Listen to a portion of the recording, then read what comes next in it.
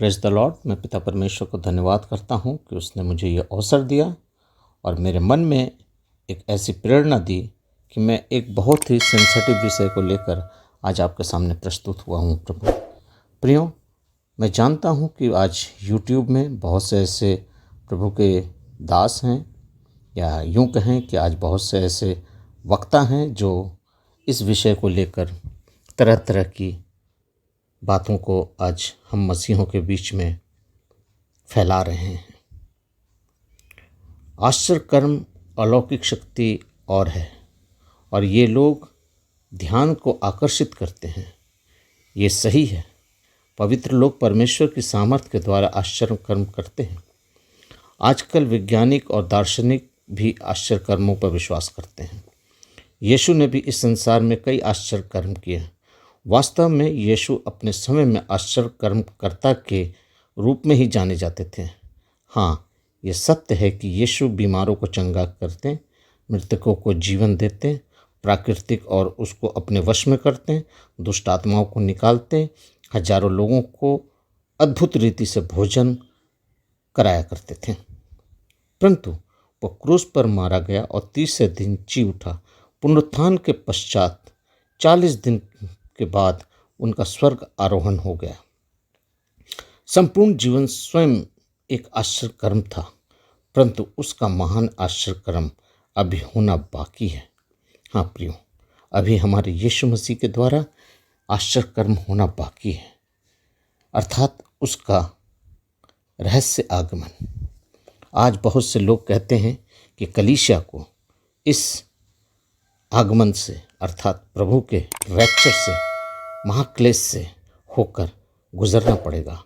प्रियो, मैं आपको इस बात को बताना चाहता हूँ कि प्रभु की दुल्हन को, अर्थात प्रभु के लोगों को बाइबल बतलाती है कि उन्हें इस महाक्लेश से, कष्ट से, परेशानी से, दुख से और शैतान के शासनकाल से होकर गुजरना नहीं पड़ेगा। एंटी क्राइस्ट के राज्य में कलीसिया नहीं जाएगी, क्योंकि हम प्रभु की दुल्हन हैं और मेरा प्रभु मेरा दूल्हा है। इससे पहले कि प्रभु इस एंटी क्राइस्ट को इजाज़त दे या एंटी क्राइस्ट इस पृथ्वी पर प्रबल हो, उससे पहले मेरा यीशु आएगा और आकर अपने लोगों को अपने साथ ले जाएगा।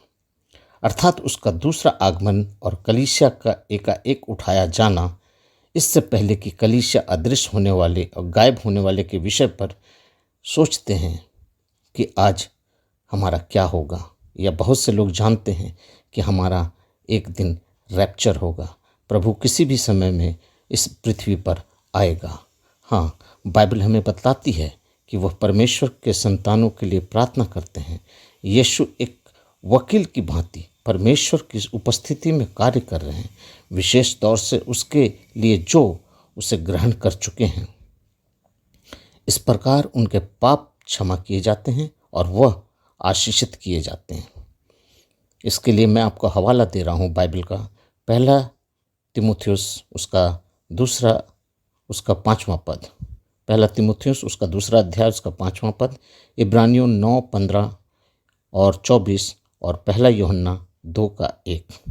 प्रियो, मैं इस वीडियो में आपको हवाला ही दूंगा, क्योंकि विषय लंबा है और इसके कई खंडों में मैं इस विषय को पूरा करूंगा। इसलिए मैं इस विषय को सिर्फ हवाले के रूप में आपको दूंगा। मेहरबानी से आप जब इस विषय को सुने तो दया करके अपनी बाइबल को अपने पास रखें। दूसरी बात यह है कि यीशु ने बहुतों को अपनी ओर आकर्षित किया। हाँ प्रियो, बाइबल हमें बतलाती है यूहन्ना 12 उसके 32 पद में, जब यीशु मसीह किसी को अपनी ओर खींचता है तो वो उसे रोक नहीं सकता है। कितना भी धनवान हो, दौलतमंद हो और कितना भी अच्छे कपड़े पहना हो, भोजन, मधुर शब्द, किसी भी चीज़ से वो उसको आकर्षित नहीं कर सकता। परंतु यीशु स्वयं ही किसी को अपने प्रेम में और वचन के द्वारा अपनी ओर आकर्षित कर लेता है। तीसरी बात यह है कि कलीसिया को मार्गदर्शन करता है, वरदान देता है और विभिन्न सेवकाई के लिए उसे वो चुनता है। कुलुसियों की पुस्तक उसका 1 अध्याय उसका 15 से 19, पहला कुरिन्थियों 12 उसका 4 से 11 और इफिसियों 5 का 29 से 30 और रोमियो 12 का 1 से 6। इन हवालों को आप पढ़ लीजिएगा। कलीसिया मसीह की देह है। मसीह कलीसिया का प्रधान होने के नाते वह कलीसिया का पूरी जिम्मेदारी को अपने ऊपर ले लेता है। सभी पवित्र लोग उसके हो जाते हैं। हाँ प्रियो, कलीसिया मसीह की देह है और अंत में मसीह उसे हर ज़रूरतों को पूरा करता है और साथ ही साथ उसका मार्गदर्शन और उसकी सुरक्षा भी करता है। कलीसिया के लिए एक दूसरे शब्द में व्यवहार में आता है और वो है मसीह की दुल्हन। हाँ, कलीसिया के लिए एक शब्द इस्तेमाल होता है जिसे मसीह की दुल्हन भी कहा जाता है। पहला कुरिन्थियों उसका 11वां अध्याय उसका 2 और 3 पद, इफिसियों 5 उसका 26 और 27 पद को आप पढ़ सकते हैं। और मसीह कलीसिया का दुल्हन है और उसके अपनी दुल्हन के लिए वो अपने आप को दे दिया। उसने अपने प्राण त्याग दिए ताकि दुल्हन को बचाया जा सके। यह मसीह की प्रेम को दर्शाता है प्रियो। इसलिए अब मसीह हमारा इच्छा और उद्देश्य यह है कि वह कलीसिया के साथ जुड़ जाए। पवित्र मंडली भी दूल्हे के महल में प्रवेश करे और उसके इंतज़ार करे। यही परमेश्वर का राज्य है। प्रभु यीशु मसीह जल्द आएगा ताकि उसकी दुल्हन अर्थात उसकी कलीसिया उसके साथ ले जाए। इस तरह कलीसिया पृथ्वी को छोड़कर मसीह के साथ जुड़ जाएगी। इसी कलीसिया के उठाए जाने को एक दृश्य है और उसे हम रैप्चर कहते हैं।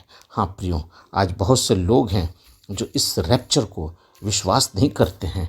वो कहते हैं कि कलीसिया का महाक्लेश से होकर गुजरना अभी बाकी है। मैं उन प्रभु के भक्तों को, ज्ञानवानों को और प्रभु के उन लोगों को मैं नाम नहीं लूँगा। मैं उनको वीडियो में देखा हूँ, यूट्यूब पे देखा हूँ। उन्होंने गलत शिक्षाओं के माध्यम से आज कलीसियाओं को भरमा रखा है। हाँ प्रियो, मैं एक छोटी सी कहानी आपको बतलाता हूँ। एक बार 2 देशों में युद्ध हुआ। कुछ मसीह स्वयं संस्थान जो हैं, मसीह सेवक जो हैं, वो मरने वालों को, घायल व्यक्तियों को रणभूमि में जाकर उसकी सेवा टहल कर रहे थे। जब घायल सिपाही पानी चिल्लाते थे तो मसीह जो सेवक थे वो उन्हें पिलाते थे, उनकी पट्टियों बांधते थे, उसकी सेवा सत्कार करते थे। जल के विषय में बताते हुए उन्होंने जो सिपाही थे उनको भी प्रभु यीशु मसीह के बारे में थोड़ा बहुत सुसमाचार प्रचार किया। उसमें एक व्यक्ति था जो मरने को था। एक व्यक्ति उससे पूछता है, क्या आप यीशु मसीह को जानते हैं? वो कहा, नहीं, मैं नहीं जानता हूँ।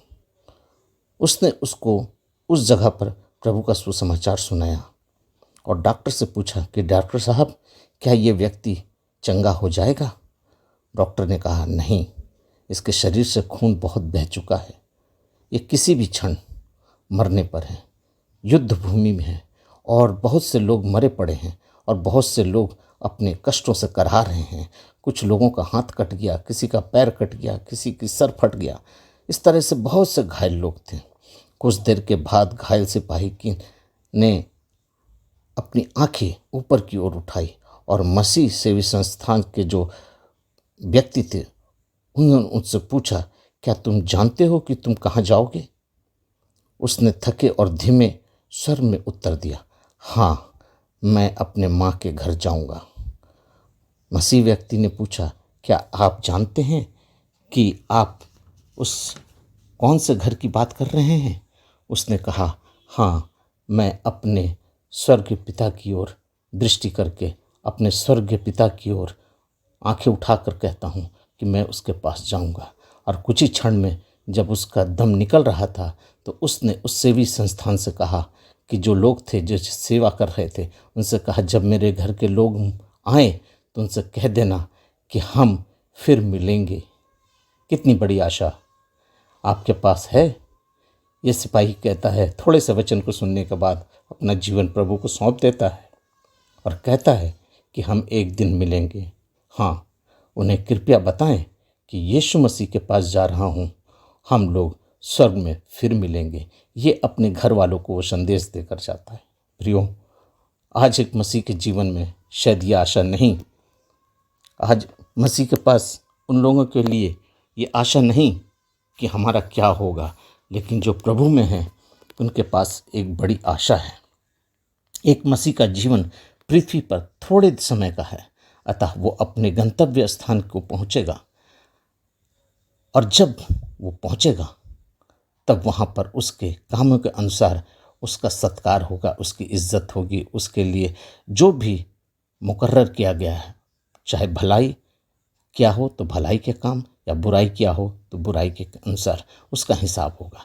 लेकिन बाइबल इस बारे में हमें क्या बताती है? आइए हम उस वचन को पढ़ लेते हैं जहाँ पर लिखा गया है, पहला थिस्सलुनीकियों उसका 4 अध्याय उसका 13 से 17 पद में लिखा गया है। हाँ प्रियो, आइए हम देखते हैं, जरा हम इस वचन को पढ़ना चाहते हैं। बाइबल इस विषय में कहती है कि हे भाइयों, हम नहीं चाहते कि तुम इस विषय में जो सोते हैं अज्ञान रहो। ऐसा ना हो कि तुम दूसरों के समान शोक करो जिन्हें आशा नहीं। क्योंकि यदि हम विश्वास करते हैं कि मसीह मरा और जी उठा, तो वैसे ही परमेश्वर उन्हें भी जो यीशु मसीह में सो गए हैं उसे जिलाएगा, उसी के साथ ले जाएगा।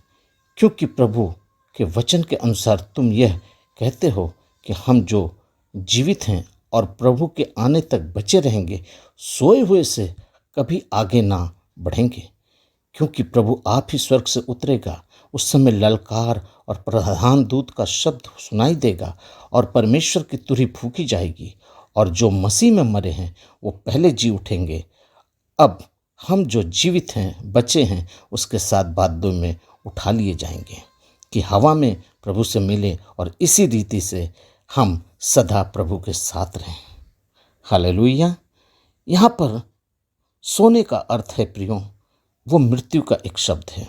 जब एक व्यक्ति सोता है तो वो कुछ देर के लिए थोड़ी सी निंद्रा में जाता है और फिर दूसरे दिन सोकर उठता है, या कुछ घंटों के बाद सोकर उठता है। लेकिन जब एक व्यक्ति सोता है तो उसे मालूम नहीं पड़ता कि उसके चारों ओर क्या हो रहा है।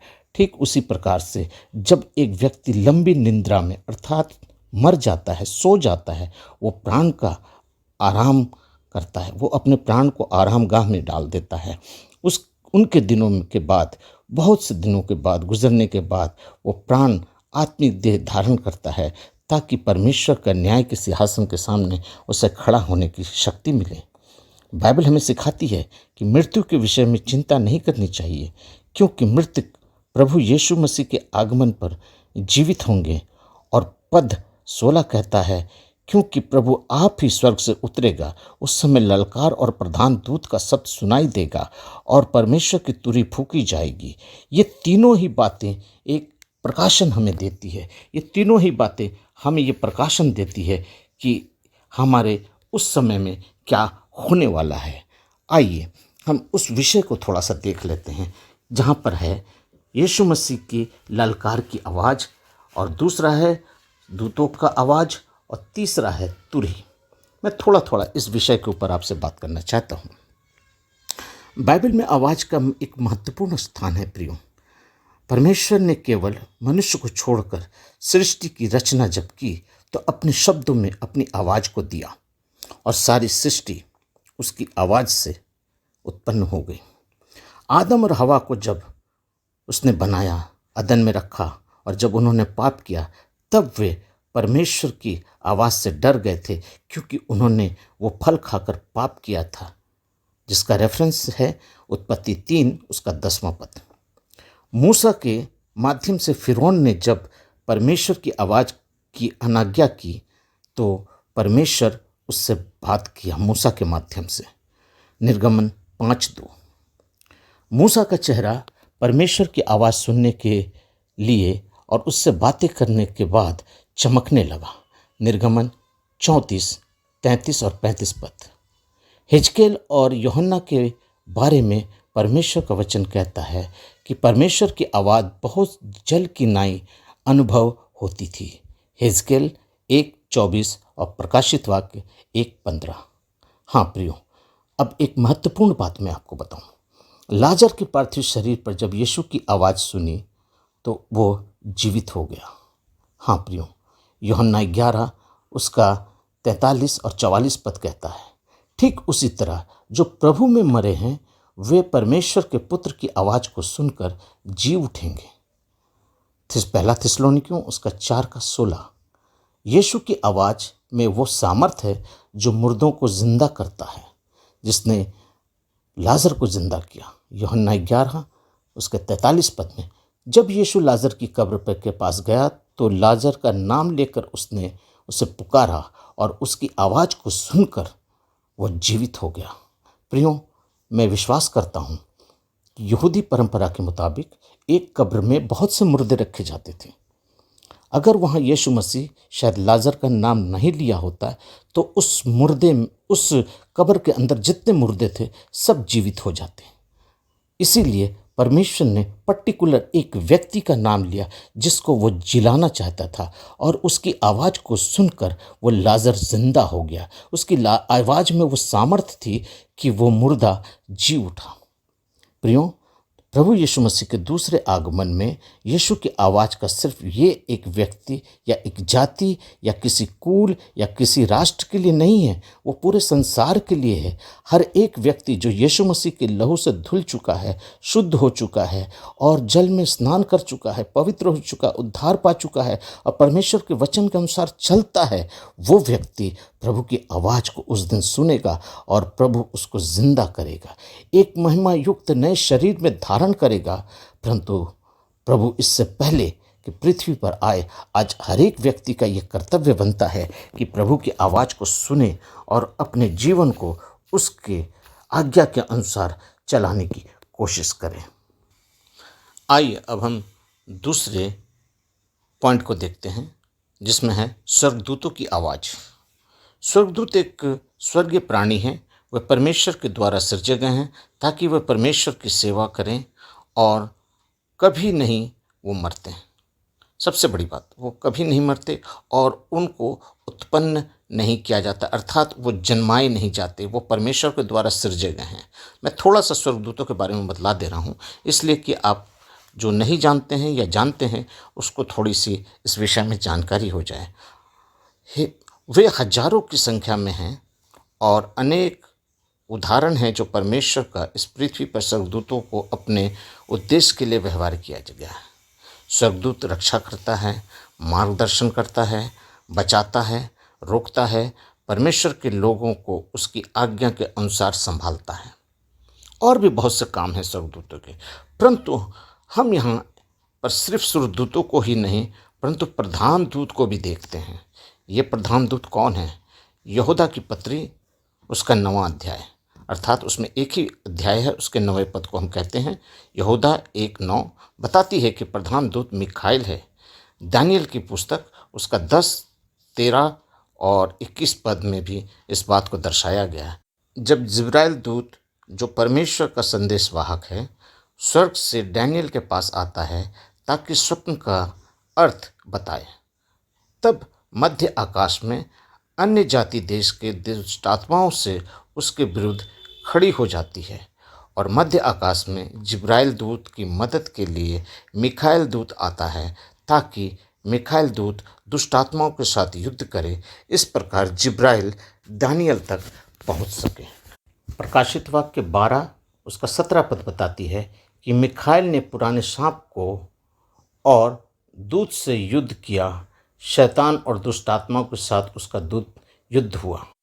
अब हम यहाँ देखते हैं कि मसीह के दूसरे आगमन में उसकी क्या भूमिका है।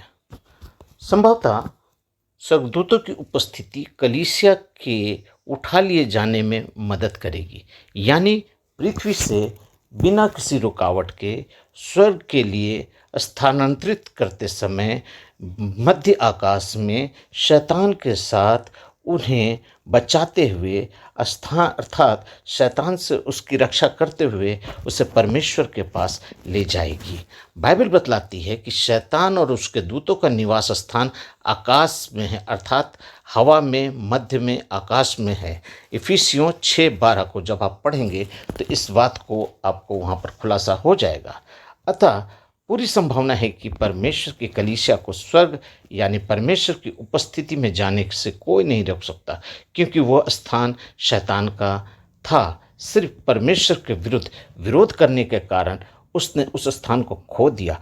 अब कलीसिया उस स्थान को अपनाएगी और परमेश्वर के राज्य में अपने उस स्थान को प्राप्त करेगी। सिर्फ इतना ही नहीं, अन्य कई जगहों में भी हम यीशु मसीह के साथ स्वर्गदूतों का समावेश देखते हैं, या यीशु मसीह के साथ स्वर्गदूतों का क्या संबंध है। मैं थोड़ा सा उस विषय में भी आपको बता देता हूँ, क्योंकि प्रभु के आगमन में, प्रभु के इस रहस्य आगमन में, जब यीशु मसीह के साथ स्वर्गदूत आएंगे तो उनके साथ साथ यीशु मसीह के साथ पहले भी स्वर्गदूतों का कुछ संबंध था। जैसा कि हम जानते हैं कि प्रभु यीशु मसीह के जन्म के समय में स्वर्गदूतों ने आकर मरियम से बातें की, और स्वर्गदूतों ने यीशु मसीह के जन्म के संबंध में मरियम को बताया। लूका रचित सुसमाचार उसका 1 अध्याय उसका 28वां पद। यीशु मसीह की परीक्षा होने के बाद स्वर्गदूतों ने आकर उसकी सेवा टहल की। मत्ती 4:11। गेत्सेमनी के बाग में प्रार्थना करते समय स्वर्गदूत उनके पास थे। लूका 22 उसका 43 पद। स्वर्ग आरोहण के समय में जब यीशु मसीह स्वर्ग पर जा रहे थे तो उनके जाने के बाद स्वर्गदूतों ने आकर चेलों से कहा, हाँ, प्रेरितों के काम उसका 1:10। उसके पुनरुत्थान के समय में भी स्वर्गदूतों ने इस बात की घोषणा की। मत्ती 28:2। यीशु मसीह के दूसरे आगमन के समय में भी स्वर्गदूत उसके साथ आएंगे। पहला थिस्सलुनीकियों उसका 4:16। हाँ प्रियो, मैं ये हवाला आपको इसलिए दे रहा हूँ ताकि आपको पुरानी किसी बातों को मैं याद दिला दूँ, जिससे आप ये समझ सकें कि मैं बोलना क्या चाहता हूँ। अर्थात ये जो स्वर्गदूत प्रभु के साथ आ रहे हैं, ये कोई अचानक नहीं है। इसके पहले भी परमेश्वर के साथ, प्रभु यीशु मसीह के साथ स्वर्गदूतों का संबंध था, और स्वर्गदूत उसके साथ रहते थे, आते थे, जाते थे, क्रिया करते थे। और आज प्रभु ने, परमेश्वर की स्तुति हो कि उसने जैसे स्वर्गदूतों की उपस्थिति यीशु मसीह के साथ रखी थी, ठीक उसी प्रकार स्वर्गदूत परमेश्वर के पवित्र संतों के साथ, अर्थात पवित्र लोगों के साथ इस पृथ्वी पर रहते हैं। आज भी स्वर्गदूत परमेश्वर के महिमा से भरे हैं और पवित्र लोगों की सेवा करते हैं। हाँ प्रियो, आज हम जितने लोग पवित्र हैं, उद्धार पाए हुए हैं, प्रभु की सेवा करते हैं, प्रभु का वचन बोलते हैं, प्रभु के कार्य को करते हैं, याद रखिए आपके साथ स्वर्गदूत सब समय आपके साथ विराजमान है, आपके साथ साथ रहता है। इब्रानियों 1:14 को आप पढ़ेंगे तो वहाँ इस बात को बताया गया है, ताकि उन्हें स्वर्ग राज्य में एक मिरास मिला है, क्योंकि उन्हें, अर्थात उन व्यक्तियों को जो प्रभु में उद्धार पाए हैं, वो एक मिरास मिला है। तो बिना किसी रुकावट के वो प्रभु के आगमन की बाट जोते हैं और लोगों को तैयार करते हैं। और तीसरी और अंतिम बात मैं बोलूँगा, इसके बाद ये वीडियो मैं बंद करूँगा, क्योंकि कुछ लंबा विषय है, इसलिए मैं इसके दूसरे पार्ट में फिर जाऊँगा। यहाँ पर है तुरही का शब्द। हाँ प्रियो, तुरही प्राचीन समय से एक वाद्य यंत्र है जिसको लेकर लोग बजाते थे और उसके लिए शब्दों को निकालते थे, और आज के युग में भी ये एक अच्छा वाद्य है। पर यहाँ पर तुरही को परमेश्वर की तुरही कहकर कहा गया है, या परमेश्वर की तुरही है। जो 2 बातें मैं आपको बताना चाहता हूँ, जिसका विषय में मैं पहले बता दूँ कि तुरही की आवाज़ से इस्राएली जो थे वो एकत्रित होते थे आगे की यात्रा को आरंभ करने के लिए। हाँ प्रियो, जब इस्राएलियों को एक स्थान से दूसरे स्थान पर जाना रहता था, तब वो तुरही की आवाज़ से एकत्रित होते थे और अपनी यात्रा को आरंभ करते थे। आज बहुत से लोगों को ये नहीं मालूम है कि निर्गमन की पुस्तक का अर्थ क्या है, निर्गमन का अर्थ क्या है। प्रियो, मैं इसी बात से थोड़ा सा बता दूं। निर्गमन का अर्थ यही है कि एक स्थान से दूसरे स्थान पर भ्रमण करना, चलना, यात्रा करना, और परमेश्वर ने इस्राएलियों को इसी भ्रमण के माध्यम से चलाया, ले गया, जंगलों में रखा, और इसी भ्रमण को ही हम निर्गमन कहते हैं। निर्गमन का अर्थ है भ्रमण करना, जिसका आपको हवाला मैं देता हूँ। निर्गमन की पुस्तक उसका 10वां अध्याय उसके 12वें पद में है कि जब तुरही बसती थी तो सब एकत्रित होते थे और फिर वहाँ से नई यात्रा के लिए शुरू हो जाते थे। और दूसरी बात यह है कि तुरही की आवाज़ से परमेश्वर की उपस्थिति को दर्शाया जाता है, परमेश्वर की उपस्थिति को हम जान सकते हैं। निर्गमन 19 उसका 13 पद, उसका 16 पद, भजन संहिता 4 उसका 5 पद, और इसी प्रकार से परमेश्वर की तुरही को प्रेरित पौलुस अंतिम तुरही भी कहता है। हाँ प्रियो, ये अंतिम तुरही होगी। जब मेरा यीशु आएगा तो उस समय बादलों पर ललकार और प्रधान दूतों का शब्द होगा और तुरही फूंकी जाएगी, जिसका हवाला है 1 कुरिन्थियों 15 उसका 52 पद। परमेश्वर की तुरही की आवाज़ महाक्लेश के 7 तुरहियों के साथ इसका कोई संबंध नहीं है। अगर कोई व्यक्ति आप में से कोई जो सुन रहा है, अगर इन 7 तुरहियों को उसके साथ जोड़ता है, ये 7 तुरहियाँ उस क्लेश को दर्शाती है, लेकिन ये तुरही प्रभु के आगमन को दर्शाती है। 7 तुरहियों फूंकी जाएगी ताकि सारे जगत में दंड दिया जा सके, परंतु परमेश्वर की तुरही का आवाज़ परमेश्वर के लोगों को इकट्ठा करने के लिए उपयोग में की जाती है। जब तुरही फूंकी जाएगी तो जो आश्चर्य कर्म अभी नहीं हुआ है, जिसका वर्णन मैं पहले कर चुका हूँ, वो आश्चर्य कर्म नहीं हुआ है, वो आश्चर्य कर्म होगा कि पलक झपकते ही मसीह की दुल्हन अर्थात वो कलीसिया इस पृथ्वी से गायब हो जाएगी। हाँ प्रियो, जब ये 3 बातें हो जाएंगी, यानी प्रभु महान पुनकार के साथ, तुरहियों की आवाज़ के साथ और प्रधान दूतों की ललकार के साथ सुनाई पड़ेगा, तब क्या होगा? तब जो होगा उसको मैं थोड़ा सा आपको बतला देता हूँ। पहले जो लोग मरे गए हैं वो मसीह में विश्वास करके वो परिश्रम के स्थान पर, विश्राम के स्थान पर से प्रभु यीशु के लिए स्वर्गीय देह धारण करेंगे, अर्थात उस विश्राम स्थान से, जो उनका कब्रिस्तान जिसको हम कहते हैं, रेस्ट एंड पीस जिसको हम कह सकते हैं, जहाँ वो आराम कर रहे हैं, शांति में सो रहे हैं, रेस्ट एंड पीस, वहाँ से वो स्वर्गीय देह के धारण करके परमेश्वर के राज्य के लिए तैयार हो जाएंगे। नंबर 2, जीवित पवित्र लोग पलक झपकते ही बिना मरे महान महिमा के लिए शरीर में बदल जाएंगे। उनका शरीर जो है वो रूपांतरित हो जाएगा। नंबर 3, ये दोनों ही प्रकार के लोग, यानी प्रभु में मरे वाले लोग और जीवित, मध्य आकाश में उठा लिए जाएंगे, जहाँ पर यीशु मसीह जो हमारा दूल्हा है उसको लेने के लिए, स्वागत करने के लिए अपने दूतों के साथ तैयार खड़ा है। नंबर 4, मृतकों और जीवितों पवित्र लोग मसीह के एक दूसरे को देखेंगे और बहुत ही आनंदित होंगे। हाँ प्रियो, मृतक और जीवित जो लोग हैं वो मसीह में एक दूसरे को देखेंगे और आनंदित होंगे। आप विश्वास कीजिए, मैं इस वक्त जल्दी में हूँ और यही बताना चाहता हूँ कि आज से आपके जितने भी बुज़ुर्ग आपके पास से चले गए हैं या आपका कोई प्रिय आपसे छूट गया है, याद रखिए इस पुनरुत्थान में हम सब एक दूसरे को देखेंगे और आनंदित होंगे। नंबर 5, जो पवित्र आत्मा पेंतिकुस्त के दिन पृथ्वी पर आई थी वो इस पृथ्वी को छोड़कर चली जाएगी और कलीसिया उसके साथ उठा ली जाएगी, अर्थात जब हम बादलों में जाएंगे तो प्रभु के साथ मिलेंगे, उस समय पवित्र आत्मा भी हमारे साथ इस पृथ्वी पर से उठा लिया जाएगा। जो दुष्ट आत्माएं मध्य आकाश में रहती हैं, डर के मारे कलीसिया के उठाए जाने पर वो हमारा रास्ता छोड़ देंगी